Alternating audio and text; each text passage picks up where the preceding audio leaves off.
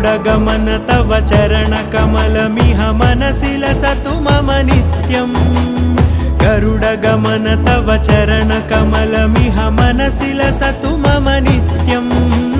मनसि लसतु मम नित्यम् मम तापमपाकुरु देव मम पापमपाकुरु देव मम तापमपाकुरु देव मम पापमपाकुरु देव